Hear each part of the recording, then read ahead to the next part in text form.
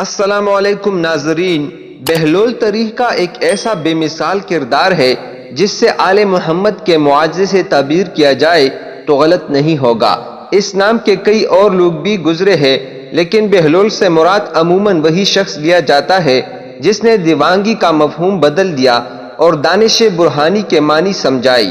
تاریخ کے صفحات میں وہ واحد دیوانہ ہے جو دانائے راز ہے، اور وہ تنہا پاگل کہلانے والا ہے جو دانش مندوں کو حکمت و دانش سکھاتا ہے۔ اس نے ایک ایسی انوکھی راہ چنی تھی جو آج تک کسی کے قدموں سے پامال نہیں ہوئی۔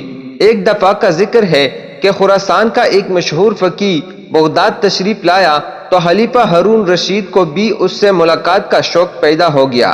چنانچہ فقیہ کو اپنے دربار بلایا اور گرم جوشی سے اس کا استقبال کیا اور بڑی قدر و منزلت کے ساتھ اپنے پاس بٹھا لیا۔ فقیہ اتنی عزت افزائی پر پھولے نہ سما رہا تھا اور خلیفہ پر اپنے علم کی داغ بٹھانے کی کوشش کر رہا تھا۔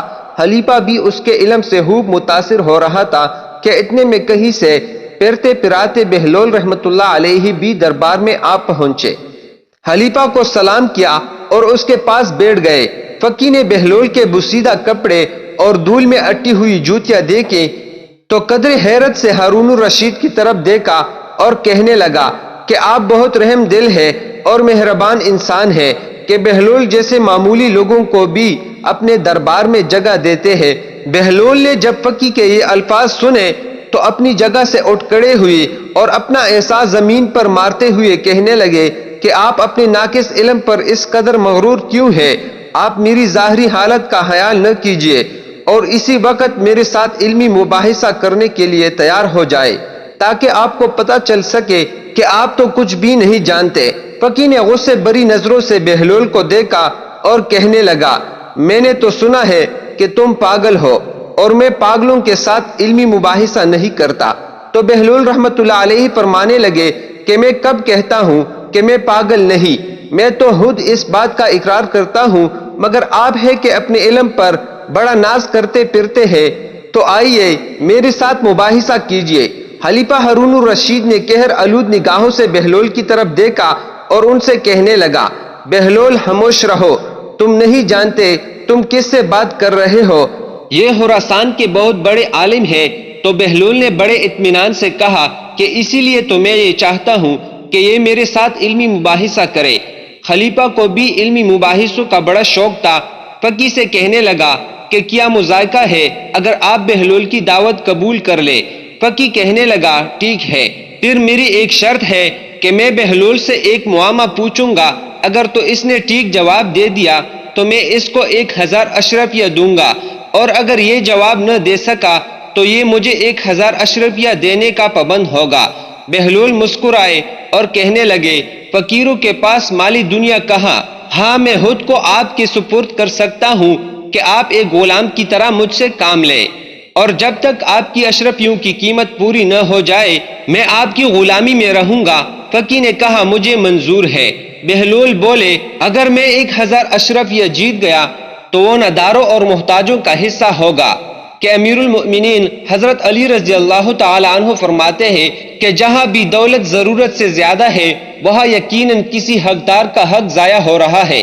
فقیہ بولا، مجھے منظور ہے، اور کہنے لگا، تو کیا آپ تیار ہے جواب دینے کے لیے؟ بہلول نے کہا، ہاں میں تیار ہوں، آپ معاملہ بتائے۔ اچھا بتاؤ، ایک گھر میں ایک عورت اپنے شرعی شوہر کے ساتھ بیٹھی ہے، اس گھر میں ایک شخص نماز پڑھ رہا ہے اور دوسرا روزے سے ہے۔ اچانک دروازے پر دستک ہوتی ہے اور ایک ایسا شخص اندر داخل ہوا جس کے آ جانے سے شوہر اور بیوی ایک دوسرے پر حرام ہو گئے۔ نماز پڑھنے والی کی نماز باطل ہو گئی اور روزہ دار کا روزہ جاتا رہا۔ تو کیا تم بتا سکتے ہو کہ باہر سے آنے والا شخص کون ہے؟ دربار میں سناٹا چھا گیا، لوگ ایک دوسرے کا منہ تکنے لگے۔ بہلول نے فوراً جواب دیا کہ گھر میں داخل ہونے والا شخص گھر میں موجود عورت کا پہلا شوہر ہے جو سفر پر گیا ہوا تھا، اور اطلاع یہ ملی تھی کہ اس کا دوران سفر انتقال ہو گیا ہے، اور اس کی بیوی نے اس کے پاس بیٹے شخص سے عقد کر لیا اور 2 مردوں کو اجرت دی کہ وہ میرے مرحوم شوہر کی قضا نمازیں پڑھیں اور روزے رکھے۔ اسی اثناء میں اس کا پہلا شوہر واپس آ گیا، چونکہ اس کی موت کی خبر غلط تھی اس لیے عورت کے پاس بیٹا شخص جس کے ساتھ اس نے عقد کیا تھا وہ عورت پر حرام ہو گیا، اور نمازیں اور روزے رکھنے والوں کی عبادت بھی باطل ہو گئی۔ مرحبا، بہت خوب۔ خلیفہ نے بہلول کی تعریف کی۔ باقی وزیر اور امیر بھی بہلول کو داد دینے سے نہ روکے۔ شور کچھ کم ہوا تو بہلول کہنے لگا، علی جا کی اجازت ہو تو میں بھی سوال کروں۔ خلیفہ نے کہا، اجازت ہے۔ بہلول بولا، فرض کرے ہمارے پاس ایک مٹکا شیرہ اور ایک مٹکا سرکہ موجود ہے۔ ہم اس سے سکنجبین تیار کرنے کے لیے ایک پیالہ سرکہ اور ایک پیالہ شیرہ مٹکوں میں سے نکال لیتے ہیں اور دونوں کو کسی برتن میں ملا دیتے ہیں۔ اس وقت پتہ چلتا ہے کہ اس میں تو ایک چوہا مرا پڑا ہے۔ کیا آپ بتا سکتے ہیں کہ وہ مرا ہوا چوہا سرکے کے مٹکے میں تھا یا شیرے کے مٹکے میں؟ اہل دربار مسکرائے۔ سب کی نگاہیں فقی پر لگی ہوئی تھی کہ وہ اس معاملے کو کس طرح حل کرتا ہے۔ فقی گہری سوچ میں ڈوب گیا اور کافی دیر تک ایک لفظ بھی نہ بولا۔ خلیفہ ہارون اتنا انتظار نہ کر سکا اور بولا، بہلول نے تمہارا معاملہ حل کرنے میں ایک لمحہ بھی نہیں لگایا، تمہیں بھی اس کے سوال کا جواب اسی طرح دینا چاہیے۔ فقی نادم سا ہو گیا، اس کی نگاہیں جھک گئیں۔ آخرکار اس کو اپنی کم علمی کا اعتراف کرنا ہی پڑا۔ فقی بولا، علی جا، میں اس سوال کو حل نہیں کر سکتا۔ خلیفہ ہارون نے بہلول کی طرف دیکھا اور اس سے کہا کہ تم ہی اس معاملے کو حل کر دو۔ بہلول مسکرائے اور فقی سے کہنے لگا، کیا حضرت آپ ابھی بھی اپنی ناسمجھی کے قائل ہوتے ہیں یا نہیں؟ فقی بولا، بہلول، تم نے مجھے احساس دلایا ہے کہ علم کی کوئی حد نہیں۔ کسی کی ظاہر حالت دیکھ کر اس سے کمتر ہونے کا خیال نہیں کرنا چاہیے۔ بہلول بولا، تو سنیے جناب کہ ہمیں چاہیے کہ اس چوہے کو سکنجبین سے نکال کر اچھی طرح دھو لے، پھر اس کا پیٹ چاک کرے۔